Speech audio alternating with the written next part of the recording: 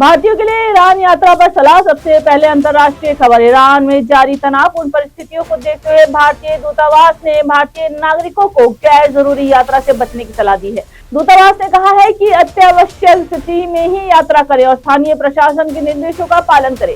भारतीय नागरिकों को दूतावास के संपर्क में बने रहने की भी सलाह दी गई है। तमिलनाडु के विलप्पुरम जिले में राष्ट्रीय राजमार्ग पर एक पर्यटक बस अनियंत्रित होकर पलट गई। हादसे में 24 लोग घायल हुए हैं। घायलों को नजदीकी अस्पताल में भर्ती कराया गया है। प्रशासन और राहत बचाव दल मौके पर पहुंचकर स्थिति को नियंत्रित करने में जुटे रहे। भारत और अमेरिका के बीच प्रस्तावित व्यापार समझौता अब निर्णायक चरण में पहुंच गया है। दोनों देशों के बीच शुल्क, निवेश, निर्यात और बाजार पहुंच जैसे महत्वपूर्ण मुद्दों पर चर्चा जारी है। विशेषज्ञों का मानना है कि ये समझौता दोनों देशों के व्यापारिक संबंधों को नई दिशा दे सकता है।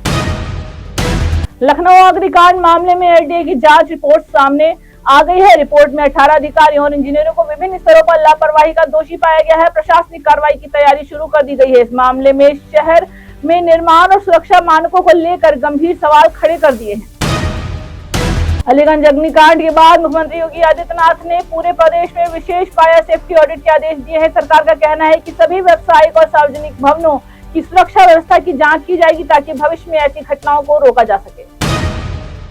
उत्तर प्रदेश सरकार फायर सुरक्षा नियमों को और सख्त बनाने पर विचार कर रही है। प्रस्ताव के अनुसार अब 15 मीटर की जगह 12 मीटर ऊंची इमारतों के लिए भी फायर एनओसी अनिवार्य की जा सकती है। यदि यह नियम लागू होता है तो बड़ी संख्या में भवन इसके दायरे में आएंगे। भरत तिवारी एनकाउंटर प्रकरण में प्रशासन ने बड़ी कार्रवाई करते हुए जगदीशपुर एसडीपीओ राजेश वर्मा को उनके पद से हटा दिया है। मामले की जांच जारी है और आगे भी प्रशासनिक कदम उठाए जा सकते हैं। राम मंदिर चंदा विवाद को लेकर उत्तर प्रदेश कांग्रेस आज राज्यव्यापी प्रदर्शन कर रही है। पार्टी ने विभिन्न जिलों में विरोध कार्यक्रमों की घोषणा की है। इस मुद्दे को लेकर राजनीतिक बयानबाजी भी तेज हो गई है।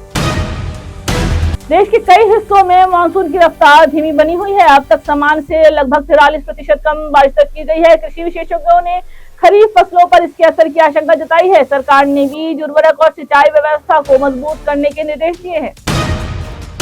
देश में ऊर्जा सुरक्षा और पाइपलाइन अवसंरचना को मजबूत करने के लिए केंद्र सरकार लगातार कदम उठा रही है। विभिन्न परियोजनाओं पर तेजी से काम किया जा रहा है जिससे ऊर्जा आपूर्ति को अधिक सुरक्षित और प्रभावी बनाया जा सके।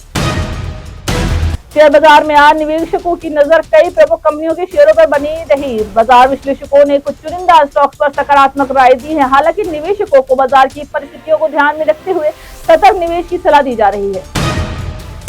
25 जून को निर्जला एकादशी का पावन व्रत रखा जाएगा। देश भर के मंदिरों में विशेष पूजा अर्चना और भवन कीर्तन की तैयारियां चल रही है। श्रद्धालु भगवान विष्णु की आराधना कर सुख समृद्धि की कामना करेंगे।